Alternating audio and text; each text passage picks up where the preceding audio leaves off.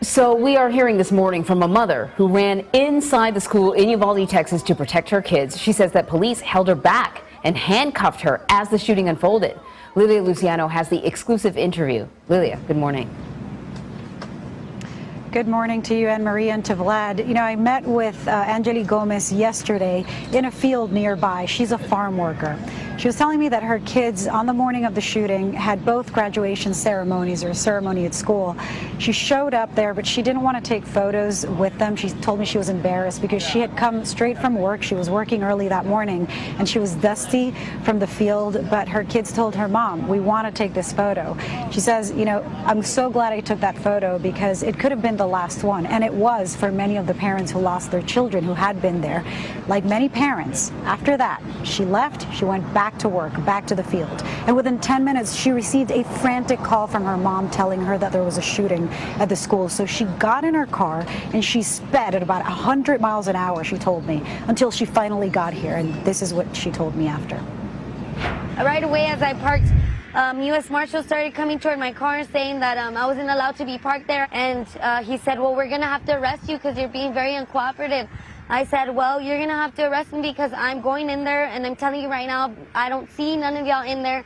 Y'all are standing with snipers and y'all are far away. If y'all don't go in there, I'm going in there." He immediately put me in cuffs. She says after Uvalde police officers told marshals to uncuff Gomez, she ran towards the school. As soon as they uncuffed me, I jumped that first gate fence, and once I jumped it, I went to my son's class, and I knocked on the door, and I remember the teacher saying, I'm like, "Hey, they're already bolt cutting the fence to get me." She's like, "You think we have time to get out?" I said, "Y'all have time. I'm gonna run for my other son." Once she was assured her son was okay, Gomez ran to get her other child, encountering more officers who tried to stop her. So I start yelling, and I'm being cooperative, and I'm like, "Well, y'all aren't doing what are y'all doing? Y'all ain't doing y'all need to be in here. Give me your vest. Somebody give me a vest, something." I started paying attention to how far the shots were being, so that I knew the shooter was all the way still by my first son's class. So when I went to my second son's door, the teacher didn't want to open the door for me. So that's when they started escorting me out. And as I see that they're opening my son's door, I go run for my son and I get him. With both of her kids out safe, Gomez still can't shake the thought of those who didn't make it. While you were inside the school, did you see officers there was inside not the one school? Officer inside the school when I ran to my second son's class. There was not one officer. And you were hearing gunshots, so you knew you could hear the it gunshots. was an active shooter. It was still active. The gunshots were still active. They were not in there. There was no one in there. If anything, when I pulled up, my car was closer to the school than where the snipers and everybody that was laying on the ground were. When you heard that it took law enforcement 75 minutes before they went in and stopped the shooter, what was your thinking, having been inside the school yourself? I don't know. I was just thinking that they could have saved many more lives. They could have gone into that classroom and maybe 2 or 3 would have been gone, but they could have saved the whole class. They could have done something. Gone through the window, sniped them through the window. I mean, something, but nothing was being done. If anything, they were being more aggressive on us parents that were willing to go in there. And like I told one of the officers, "I don't need you to protect me. Get away from me. I don't need your protection. If anything, I need you to go in there with me to go protect my kids." And if anything, they were being more aggressive on us. They were more pertained on keeping us back than getting into that school. Welcome to the Gilchrist experience. Any of us that are parents, I can't imagine being in that situation. Boy, I mean, it puts you to tears. I think your kids are in there and the cops are standing around doing nothing. Here, this little woman come from a farm job. She made sure she got her kids out of there.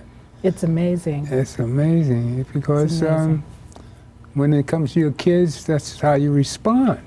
And she's a hero because if she had been given the chance, Mrs. Gomez would have freed so many more. It's just that when she started screaming, her son heard her voice and ran to the door. Other children were waiting for some kind of order. Like, where do we go? What do we do? There's a shooter in the classroom, or if not in the very next classroom where the kids were frightened. And officers, regardless of how this all pans out, they too were afraid. They had body armor, they had AK-15s, they had all the necessary equipment, but they were holding back out of their own fear. And what upsets all of us as any parent or any teacher or any human being is that we're talking about guns right now, and the people that have guns, who are trained to use guns, who are trained in situations like this, do nothing to save 19 children and 2 adults. And this woman is a hero. I don't really know what their experience is, but she's a hero. She's a hero because she reacted as the lioness does. I am getting my cubs, and nobody's stopping me. Not a lion is going to stop me, not a bear, not a tiger. I'm getting my cubs. And if you can't give me permission to get my cubs, it's your problem. She's incredible, and God bless her. And God bless her freedom for speaking out about it. Because now we really know it was much more than a letdown. It was a complete dysfunction. You know, that's just one of the parents. There's several others that have similar stories about rushing in and saving their kids.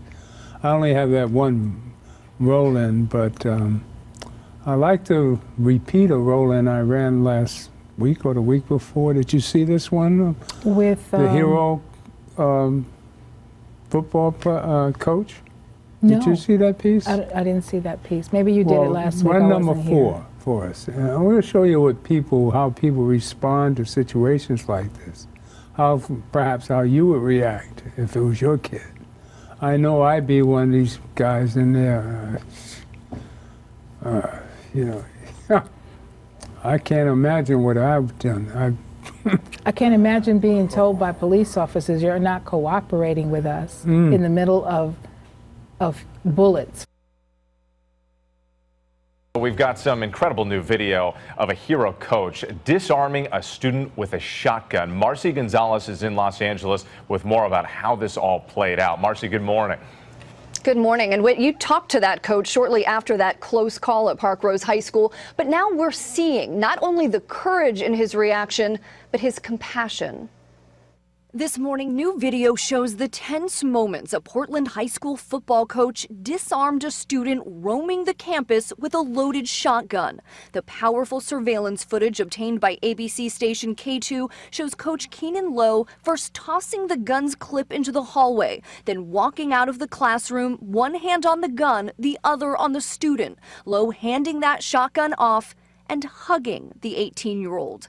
You see Lowe talking with Angel Granados Diaz as he slowly backs them away from the classroom. Students then running out, Lowe holding Granados Diaz until police closed in. I need rifle operators to start heading towards Park Rose. Once we heard that there was a gun, everybody just started panicking more. Like, people were crying and people like shaking. Following this shooting scare in May, police and students praised Lowe as a hero. He put his life at danger for us. The former star player for the Oregon Ducks then talking with Good Morning America about those nerve-wracking moments. I lunged for the gun, and we both had the gun. We had 4 hands on the gun, and you know, students are running out of the back of the classroom. You know, and I'm just trying to make sure that the end of the gun isn't pointing towards where the students are running. Lowe crediting his instincts for his courageous response that many believe may have prevented another school tragedy. For me, there was no time for fear or even to think. Everything happened so fast, and it was the longest fraction of a second of my life. An attorney for that student says he didn't intend to hurt anyone but himself that day. Granados Diaz has now pleaded guilty to 2 charges for bringing that loaded gun to school. As a part of the plea deal, he'll now spend 3 years on probation and receive mental health treatment. Whit. All right, Marcy Gonzalez in Los Angeles, thank you. I remember talking to that coach, and he had such a big heart because he really had a lot of concern for the student you see in the video. That embrace afterwards, really incredible. It's an incredible mix of action and compassion. Definitely.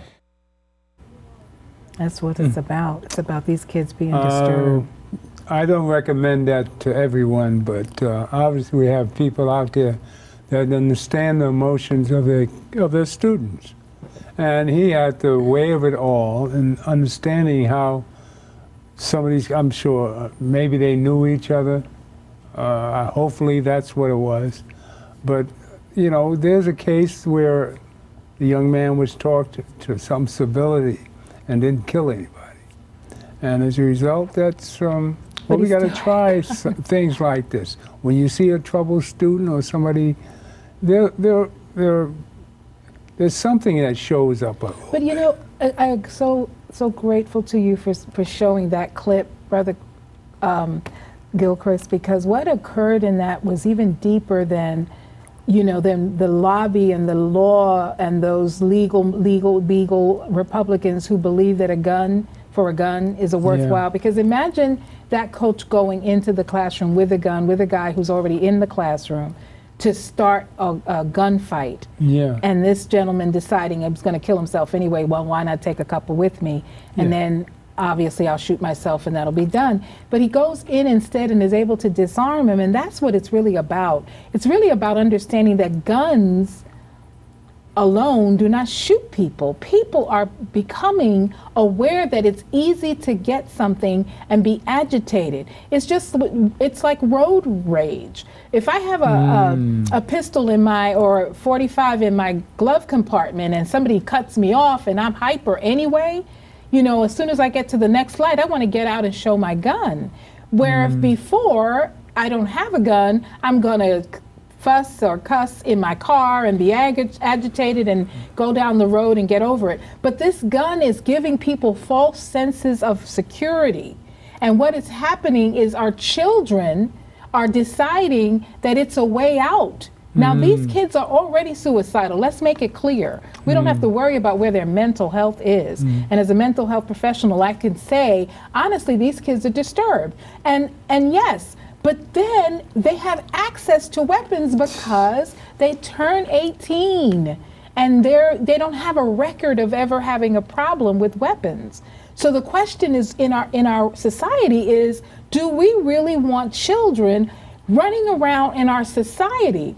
And the argument of, well, you know, we put a 17-year-old in the Army and we give him training. Right. And we give him self-defense. We teach him in a setting with others how to defend the position of the war. Right. But there's a new war, and the war is we're imploding on ourselves. So we're allowing children to go to the rifle range with an AK-15 and learn how to directly shoot innocent bystanders, their classmates, their parents, their mother. And then, so the law is saying, well, we've got to deal with mental health, but there is no way to deal with mental health. I don't know that if I get in a cab today and the guy has a 45, that he doesn't turn on me and decide, well, you know what, I was going to kill myself, I'll just take you with me. How am I supposed to know he's got a mental health episodes? People don't show mental health episodes.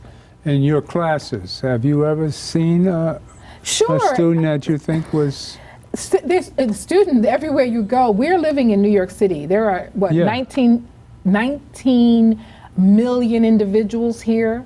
So More when people call, so I mean, there's 20 million, so probably 19 of them are here in the 5 boroughs. But I have family that will call and say, I heard that there's another shooting, or somebody just threw somebody back in the subway. And I always have to tell them, I said, so we have triple what you may have once or twice in a month. We have it triple because we have more people.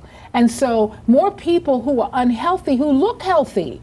People think that a person who's disruptive in their personality shows up in some way. They might show up, but it takes a very serious, acute mind or acute individual. You have to be very acutely focused to watch kids going through a classroom, and classrooms are overcrowded, as you know, especially in our city, but they're overcrowded anyway, because the ratio of teacher to student should always have been capped at 20, 22, but now it's 35. It's 8th graders, you got 40 of them and packed into a room. 40? Oh, that's in some rural areas. It could be more than that if the school is all there is for the high schoolers, then it's just what it is. But when you really consider that there's only a teacher in the classroom teaching a 7th grader, an 8th grader, a 10th grader, an 11th grader, how are you supposed to? The teachers have their own assignments. They're not mental health professionals. They're not cops. And now we want to train them so that they too have a weapon in case there's a person with a gun so that they can shoot the perpetrator. The issue really is, let's get gun control under control. That's it. And if we're not going to do that, then it really is the ballot or the bullet. Let's just wipe out all the politicians. I don't really care who they are. And let's get a new circle of them. And let's start to address this because, Brother Gilchrist, it's really come to the point now of no return. There is no returning to the yesterday's story because we'll just be opening up the paper waiting on what mass shooter, where was it, and how many are dead. Bodies are being buried after a pandemic with gunshots. We just lost people because of a pandemic. Now we're losing children because guns are out of control. I haven't heard many broadcasters talk about the power of the AR-15 and how the bullets can go through concrete. Really? Now, yeah, Tim Graham and I had a discussion about the power of the AR-15, and it goes that I wish Graham was here to give us analysis of the bullets, but he told me 3,400 miles a minute or something. So from 135th Street to 125th Street to 146th Street, it will take 1 second for that bullet to travel. So by the time you heard it, you were hit already. And it gives such an explosive, it just tears up the body. Which is why they couldn't identify the children, because the bodies were torn into shreds. That's which right. is, it's hard to be shot, but it's even harder to know that your child's body just exploded from a gunshot. A lot of people were saying they should do as Emmett Till's mother did and show the bodies as they were. Oh God, that's but that's hard. That would be hard to take. That's hard to take. Well, you know, today a lot of professionals were saying they couldn't look at the pictures. I'm sure. But what about the young child? I don't know if you had footage on the young child that put blood all over herself and laid down and pretended. But she's actually in Washington today telling her story. And at the hearing? She's at the hearing. She was one of the very first to speak. That was on this yes, morning. they allowed her to speak this morning, I think before 9 o'clock. So she was one of the first. But I mean, what I'm hoping for is that she's getting the necessary therapy that she needs. Because to take blood from your classmate, smear it on yourself and lay down, and you're just 11 years old, that's a nightmare that no one can just wipe out of your dreams. You see that in the movies. Yeah, and I'm really praying for her psyche. She's one of 5 children, the father was saying. Oh. So she's not alone, but he was just so grateful that she had the common sense to do that. And I said, whatever angel told her do this, she did it, and it worked because the gunman came back in and she looked dead because the blood was on her, but it wasn't her blood. But just to know that all of those children, all of the surviving children are still really in damaged situations. The surviving parents are in damaged situations. And here we are again having arguments about the NRA and how big they and powerful they are and how much money they have. And, our politicians are afraid to take them on. Enough already. It's the ballot or the bullet. You being a Geechee, let's talk about a little bit about the spirit. Yes. Now I understand that murdered spirits linger. They don't go directly to the light. So all these murdered spirits are lingering. They're lingering for conclusion, and I'm so glad you brought that up. So the Africans, in fact, believe, and being that I am a Gullah Geechee girl, we also know, as the Africans do, because what is it that you get when you're a Gullah Geechee, a Gullah woman? You get the African consciousness buried into your soul and taught to you in oral tradition. All right. So in oral tradition, we have been trained to understand that a spirit is what ascends. A soul is what comes into the earth, right? Everybody comes in with a soul. But when someone takes your life from you, takes what God gave to your parents to allow you to enter the universe, that when someone snatches that, not only did they get rid of any of your dark karma, which is why it is so bad to fight wars with strangers you don't even know, murderers that you don't even see, because you're actually bringing into your soul all of their bad karma and leaving them, depending on how hideous their behavior was in their life cycle, with the ability to have a cleaner slate. But there is a lingering, because first of all, I'm sitting in my classroom or I'm sitting on the bus. I'm not expecting to die. I'm not in a hospital with a heart attack. I'm not in a hospital with low blood pressure or high blood pressure or diabetes or cancer saying, dear God, will I make it out of here? I'm actually sitting down expecting to get to the next day. So it's an unexpected, right? So here goes this soul leaving the body unexpectedly and not knowing whether it's in the body, out of the body, but maybe even experiencing or seeing or feeling like... What happens to these children, though? Well, I prayed so deeply. I think you know that I was on 2 shows ago, and I told you I had been in prayer for 3 days and had been wearing the white. And one of the things that we do when there's tragedy with children is that we immediately pray harder for them to make it in. I do believe that these children are all archangels now that are going to ensure, because again, their lingering was for a while, but now they've ascended. They've ascended already? And giving the children. I don't know about the adults, but the children taken from the universe prematurely in such a hideous way have an easier departure of bad karma, because they didn't have a whole lot of bad karma to begin with. They're 11 years old.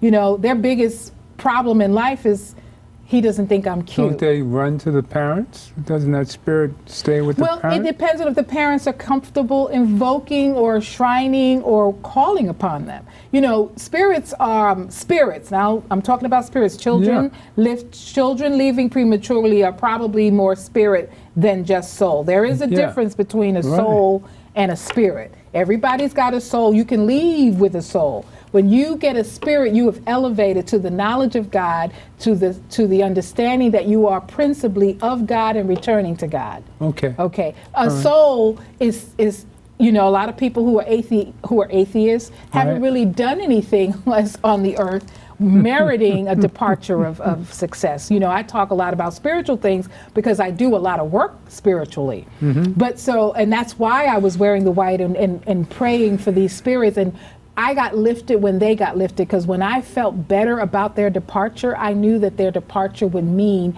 transformation on earth, that we would get something out of it. So understanding that ramification is to completely understand that when you are taking a life, anybody, you are taking away God's right to giving this individual this experience to repair, rebuild, and restore whatever was left from lifetimes before. And so you have no right. So when you do so, you take on their debtful karma, which is why I believe, you know, we're going to talk a little bit about Malcolm later. He went to the Autobahn to die, not to live. That's right. Right? He didn't go there to protect his kids. He said, I've got to do something, so I'll let me be the Lamb of God. Let me right do after sacrifices. They bombed his house. Absolutely. He was within a few days. Girls. Right. So in a few days. So, but we as Gullahs understood this because we have the African tradition still within. And the African tradition is simply this, that when a person is departed, even if they depart gently by just dying in their sleep, there is the level of that particular spirit. Now you're talking spirit, because to die in your sleep, to die peacefully in your sleep, makes you instantly an ancestor. And everyone wants that ancestor's blessing. So the villagers would automatically be saying, you know, let us do some ceremony to invoke grandma or great grandmother so that we can have her spirit bless us, bless our fountain so that our water supply doesn't dry up, bless our crops so we grow them. That this spirit has the authority of God now to do greater things. But in a case with little spirits, right, little angels that have been taken prematurely, or, you know, it's always something in the news about some poor baby being, you know, murdered by a parent or falling out of a window. All of these things sound so horrible to us, but that may have been the opportunity for that young spirit or soul to transition into the spirit world successfully to meet God. Because what I'd like to introduce your audience to is the reality that you don't just die and get to go to heaven or get to go anywhere. You can be hovering. Not necessarily do I understand the hell concept. I'm more interested in the divine concept, but there is an opportunity for people to get comfortable with once upon a time, I think we had a discussion on the show, you had an experience with your own mother, like feeling her so greatly. Oh, yeah. Remember? But that's to me, to Gullah, that's like, well, I hope you had a great time. I hope you enjoyed it, because these things happen. I've experienced thinking about one of my deceased relatives and having something in the kitchen fall down, and when I go see what it is something that my relative would have used. Or they did use, and I brought it from their house. And I go, oh, so you're hanging out with me today, and I'll call their name and go, good, so let me light a couple of candles and meditate a little on how wonderful it was to have time with you and know you and feel you and know that you loved me. And may I honor you on this side by doing the things that you have yet to have done. It's something I often tell my nephews who lost their father, who's my brother, make sure you honor the things that your father instilled in you. The belief in God, the belief in being righteous, trying to live a decent life. These things were instilled in you. And in order to honor the essence of your father's love, you want to walk that path. And you want to walk it, carefully. And that's what elevates a spirit. So we're all born with a soul. But when we become spirit, we're doing this. We're closing up all the holes, all our anger, all our disappointment, all the I wish I could slap somebody, and getting to a place where it's not about slapping somebody. It's about hugging somebody and learning that it's about love. And if God so loved the world, that God continues to give us another day to get it together, then we're all responsible for trying to do so. See, those are the type of spirits that you need in demonic times like this, because that's always my saving grace. The incident I told you about my mother, I think it was on Mother's Day. It was on Mother's Day. I remember that so well, 2019. Bad about myself, and her spirit came to me and said, she's like, hey, shake it up, son. Get over it. Remember me?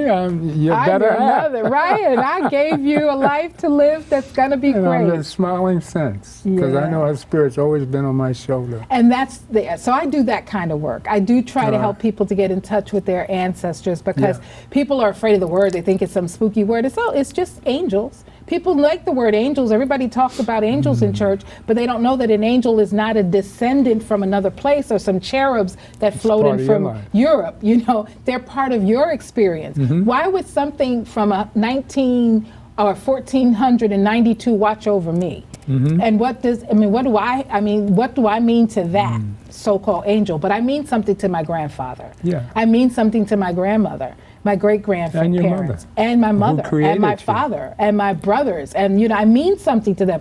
So ancestors are monitoring your righteous behavior and hopefully steering you in the right direction, because their goal is to help you complete what they could not. Right. If they stopped at a certain age with what they were wanting to do, you have the ability to continue. My mother had a lot of incredible gifts and talents spiritually, and my goal was always to help bring forward her idea of true spiritualism in helping people remember that it's okay to allow your angels to be with you and guide you in righteous ways, because angels don't do demon things. It's better to be focused on knowing grandma and grandpa were great human beings who expect the best of me, than to walk around saying I don't have nobody and I'm got nobody loves me and I don't got no angels and there's no such thing as heaven or hell. I'll just go get me AK-47 and just blow brains out. Which is what can happen to you without living in your truth. We're giving God and the devil in us as humans. I always say, don't go looking for the devil. He's already hanging out with you. He's right there in the mirror. And when the more righteous you get, the closer the devil gets to you too. I agree with you, because you're challenged to see if you'll stay on the track. That's it. So, you know, if you're challenged, if you're at your job today and someone is miserable and they're giving you a miserable day, your immediate reaction is, you know, I just want to go over there and tell them off. Or will I go over there and you know what I always tell my students, you know, instead go to lunch and pick them up a cup of coffee on the way back and say, you know what, you're probably going to need this today because we got a lot of work to do. well, like our hero gave this kid a hug. Right, and giving that kid a hug. Do you know how, and you could see that in giving that kid a hug, he was hugging him back. Yeah. He wasn't trying to fight him. He wasn't saying, let me go. Yeah. He was hugging him back, He must saying, have known him. He had to know. Well, you know, it's coach for a school. Coaches are very popular in most high schools. I mean, just the fact that your team is He playing. was a well-known coach. Right, and a hero, because not only did he realize that this kid is off the deep end, but that I'm not only going to hold him here, I'm going to make sure he understands that whatever is happening to you, there's still somebody who cares, and I'm going to be that for now. You know, this is why parenting is such a big job, you know, such a big job, and it's something you got to be ready for. You know, I'm not an advocate of babies having babies, because they're still babies. They're not ready for that challenge. But there used to be a time when children were sacred. I know when I was a kid. Certainly when I was a kid. I was the 40s. I mean, during the war. I was born in 41. Oh, so right. Hitler World War just II. taken over right, all of Europe. About to attack Russia. That's right. April 41. So the drama of the earth was heavy duty. Heavy duty. And my wife was born the day after Pearl Harbor in 41. Oh, wow. The day after. My goodness. December 8th. But if you look at the history of the world, I mean, we've just been fighting a little bit more than we know. And we're instilling in our children, in our video games, in all of the things that we, you know, kids get, Mommy, I want a gun. They want a gun at 7 years old to play with.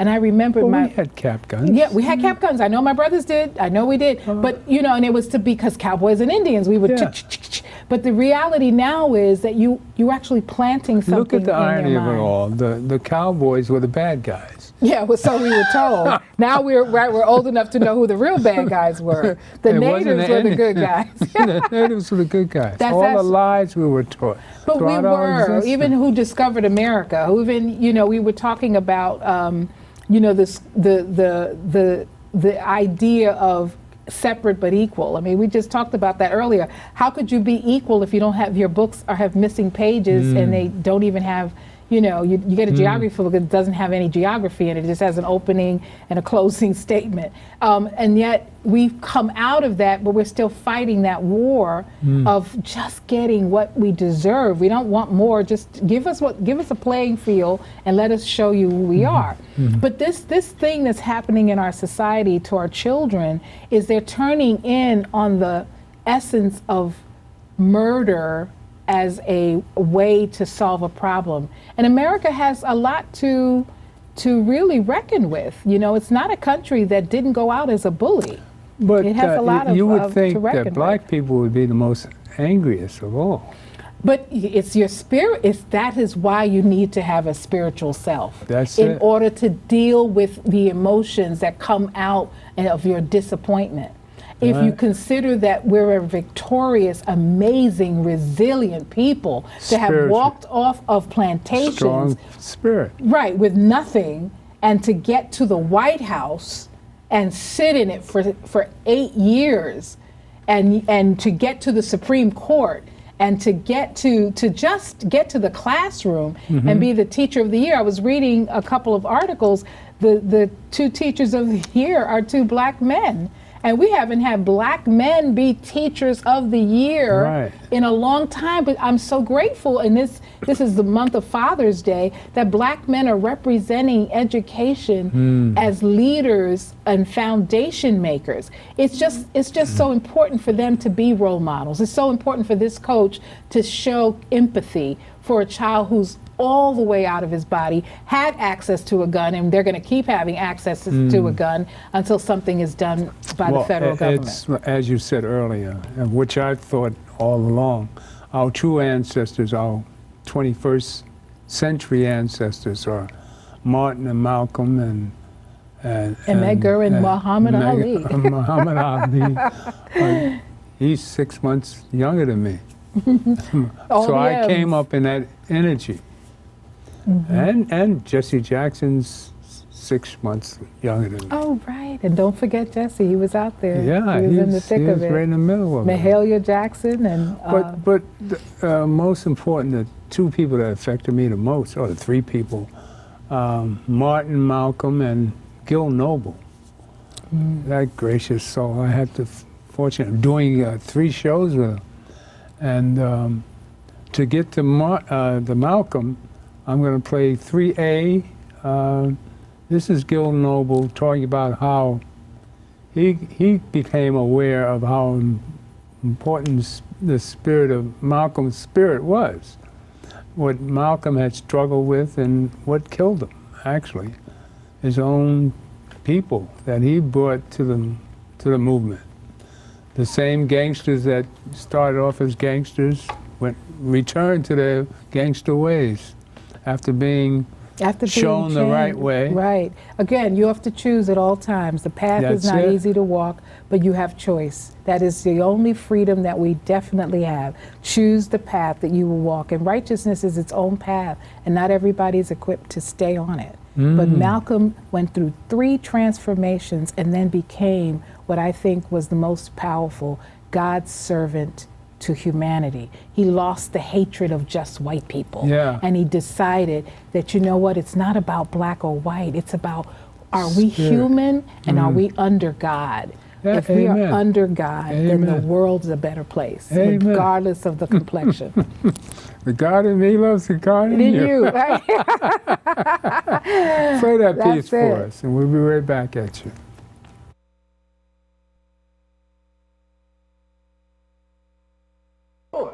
And the white man knows this. Every picture that they have of King Tut, he's not brown. No, he is black, brother, just like this. And the black people who lived in that day had mastered science to such extent, had mastered chemistry to such extent that they could create colors that the dye hasn't faded to this day. Now you know this. The white man got to paint his house every year. You got to paint yours, inside and out. And you haven't got a piece of cloth at home that won't fade if you put it in the sun. But yet these black people back there could make dye that has retained the color, same grade quality, right down to the day from 5,000 and 6,000 years ago. They were master chemists. And this tomb, and I guess this what you call mummy, is gold encrusted. They had so much gold back then. In fact, those were the people who discovered gold. They knew what gold was. White men didn't know what gold was. And they encrusted their mummies with gold and beautiful colors and just laid them there. And finally, when the white man discovered them, he was shook up and wondered, how could these people back so long ago, supposed to be dumb, know so much about so much, know so much about so many things that he doesn't know about today.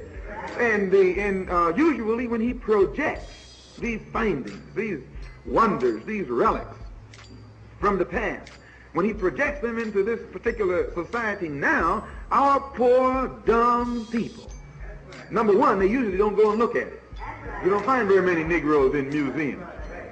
No, they don't. They go to the ballpark, to the ball game, and they don't even go to the zoo. You seldom find Negroes in a museum or in some place where there is something that's going to teach them something. And again, I'm not knocking Negroes saying this. I'm talking to you and me. As Minister John said, there's no strangers here today. We're having a little family chat.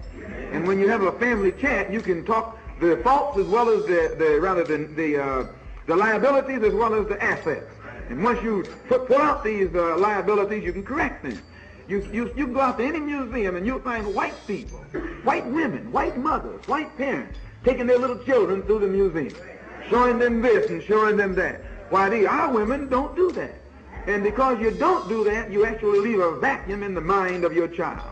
So now, I don't know what this exhibition consists of these Egyptian relics that on display out here. But as Allah blessed me to see it when I was in Egypt at the Cairo Museum, all of these splendors that belong to that ancient civilization along the Nile that has shocked the white man are relics right out of the past of the black man. And as a rule, you don't have any white man who doesn't know this. He will only contend with you if he thinks that you don't know what you're talking about. But then when the deal goes downhill, if he won't admit that they're outright black, he'll say, well, they got black blood. He's hard for him to admit the full truth, but if you can get him to admit a little bit of truth, the Negro will wake up, because the only truth he accepts is truth that he has come from the lips of the white man. Can you understand this? So I take time to mention that quickly, and you read the Los Angeles Times. I'm not a press agent for the Los Angeles Times, but if it has something in it that's of value, it's good for you and me to go and pick it up and study it for ourselves. And save those kind of things. And then when you're in a discussion with one of these crackers who are trying to bring you and me down, drop it on him. Say, look, boss, what I found in your paper. This man looks just like me. He don't look like you.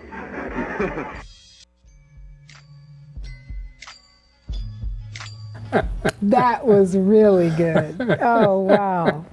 Thank you That's for Malcolm. that. Now, That's imagine listening to that in the early 60s.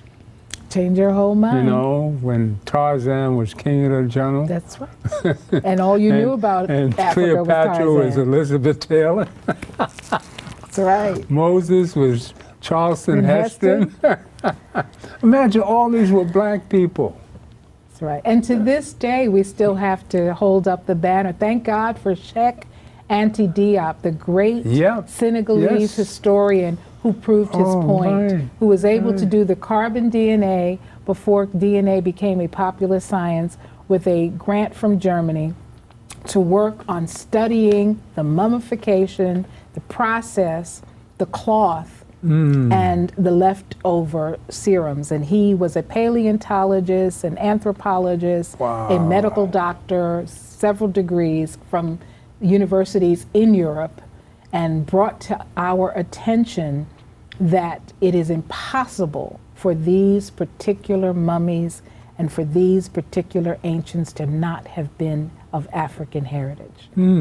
And he brought it to the world, a French-speaking authority, giving credence then to Dr. Joseph Ben Yekin to go in 1933, being that he was born in 1918, I believe, to investigate for himself another scholar with 4 degrees.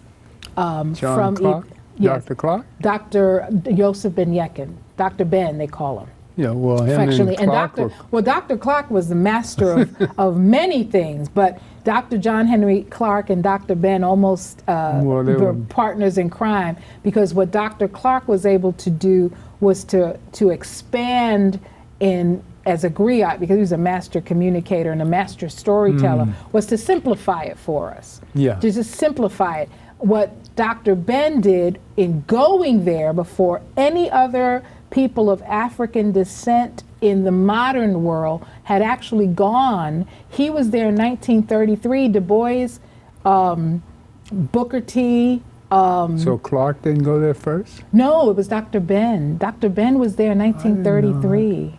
Clark, of course, went, and so many others. But it was Ben who actually went to get the photographs, to do the historical research, to be able to go to Cornell University to teach the courses, to take back the lie that Egypt is in the Middle East, right? Or in the Mediterranean somewhere, where they're throwing it around the Tigris and the Euphrates rivers. I don't know where they put it, but they couldn't take it out of Africa. They still haven't taken it out of Africa. They just have not been able to get that in the modern day, because everybody gets a map and goes, well, what's it doing attached to Africa if it's not a part of it? But it was taken out of Africa. There were maps. If you are born at a certain time, you probably still have a map with Egypt in the Mediterranean Sea, loose from Africa, as though it was never attached. And you were trained to believe this, and the purpose of the lie was to take away your entire existence from the beginning of time. But they couldn't, because Ethiopia, Kenya, Mauritania, they're all at the very top of the continent. And the river that we call the Nile Valley flows down into Egypt. So civilization is even bigger. And we found the bones of the first woman of motherland. Lucy. Called Lucy, right? Dankanesh. The Lucy. And we've proven What's the other name? The Swahili name is Dankanesh. Dankanesh. Dankanesh, which I'm going to say I don't know the meaning. I'd like to say I looked it up, but I'm sure it means mother of civilization when it's translated somewhere. That's 5 million years. That's 3 million years of her fossils in an upright form. It wasn't 5? No, it's 3 million years they dug her up, and then they dug up Adam, so to speak, they dug him up 2 million years later. I mean, they dug him up and claimed that his carbon DNA showed he existed 2 million years. So she was ahead of him, hence the motherland, hence Mother Earth, hence Mama comes out first, then Daddy, then child. But just to have those relics and just to have the stone heads that we found in Mexico still today with enormous pieces of rock carved in the Africoid features of great kings. We don't need to be having an argument anymore. Did the chicken lay the egg, or did the egg come out of the chicken? Right. We know that humans begin in the motherland. Right. The problem is you could take Ethiopia and throw it in Italy. It won't work because it's still where it started. It's still attached to what it is, and it's okay that humans were created in God's image in the continent. But now we have a population in 7 continents with unique individuals. The problem is we're fighting a war on race when the real war is on hate. Right. I even thought that I'd heard, I don't know where I was taught this, that Jesus was an Ethiopian Hebrew. I think I got that from Dr. Ben. I'm sure you would, because Dr. Ben will let you know if you're going to go ahead and pull out the Ethiopian. Bible, get the Jerusalem Bible first of all, and let's get down, because the Jerusalem Bible probably would tear this table down. It's, I don't know, 700 million pages of biblical history, where we have 66 books in the Bible. The Ethiopians have 86 books in the Bible. They consider it to be the original Bible, the original place of the Christ character. The birth of it, obviously being a Hebrew, because Jewish is a new word. It's a modern day word. It's a 10,000-year-old word. We're here longer than that, and Hebrews existed longer than that, formulated their religion and had their hierarchy. And the original Hebrews were black. And Dr. Ben being one of them. Dr. Ben was Hebrew, as a matter of fact. But you've seen his mother. You ever see a picture of his mother? No, I never saw a picture of his mother. I did see a picture of his father. Yeah, his mother's Puerto Rican, his father was Ethiopian. He tells a story. I used to do shows with Dr. Ben. Yeah, I did see a couple of your rewinds. And he was special. And I'll show you, I'll run that once, where he shows a picture of his mother. He like you, had a total affection for his incredible mother. Yeah. But he spoke several, I don't know if I'm sure you knew that Dr. Ben spoke 9 languages. 9? I didn't know. 9 languages. He spoke French, he spoke English, he spoke Spanish, he spoke Arabic, he spoke several other Sanskrit languages. He could communicate with East Indians.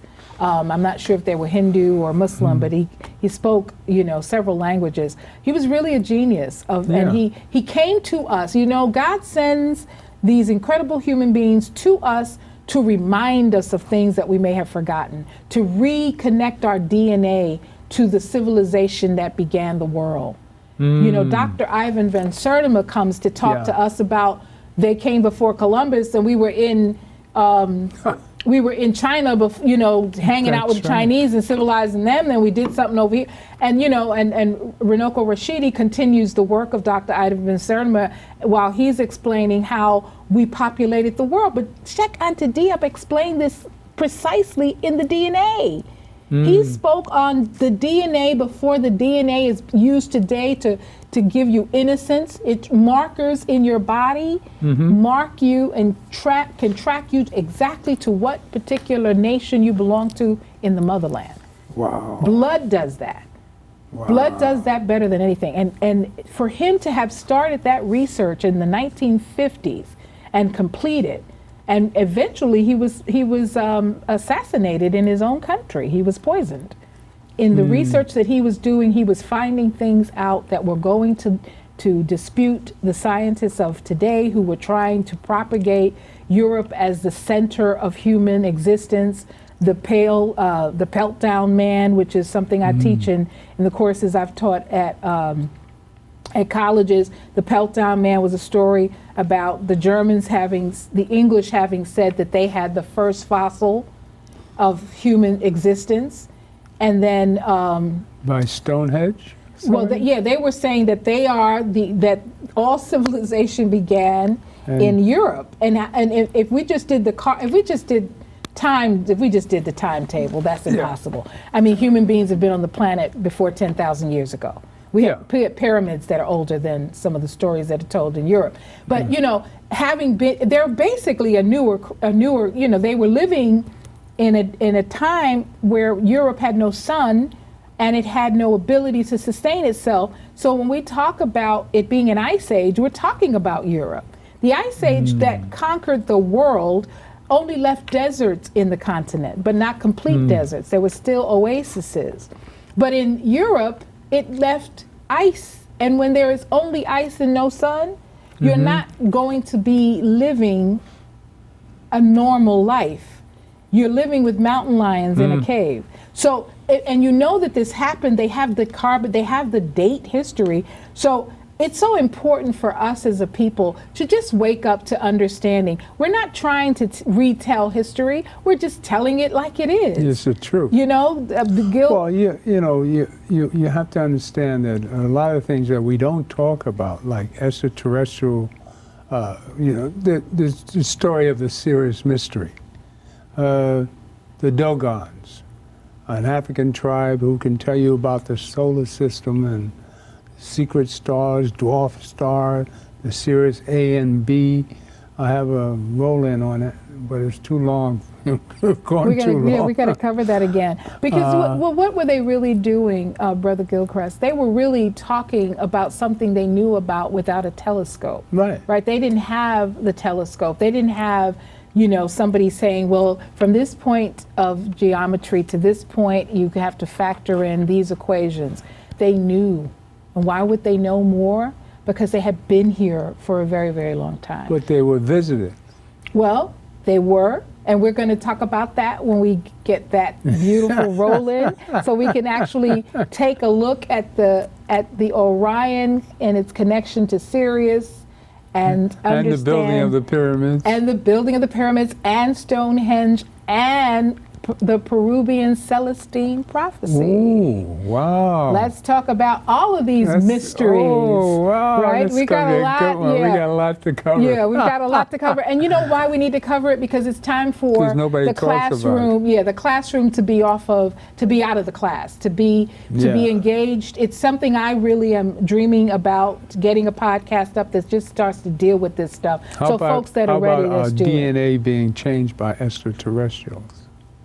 Our DNA being changed by extraterrestrials. Okay, now you see, Brother Gilchrist, let me just tell you, you don't scare me and you can't fascinate me. I live in the world that understands that the universe is not to be feared, and all the beautiful things in it are to be accepted. We are to understand all 8 other planets besides our own, and the moon and its references. Why does the moon move water the way that it does at a certain time? Why does the sun set in the east and rise in the west? There are they're not mysteries to us. They're actually things that we've always known about. And the problem is we've become less capable of holding on to the information as we adulterate our spirit.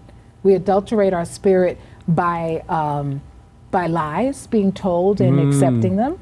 We adulterate our spirit by not staying on the path, by being afraid of our ancestors and being afraid of spirit world. Well, I don't want to deal with the spirit world because I don't want nothing to jump on me. Well, then you might be doing something that's jumping on you because you must be invoking bad spirits, because I don't live in that world. If you're invoking bad spirits, change your behavior. You have a choice. You have a choice. But to get where we really want to go is to help people to not fear.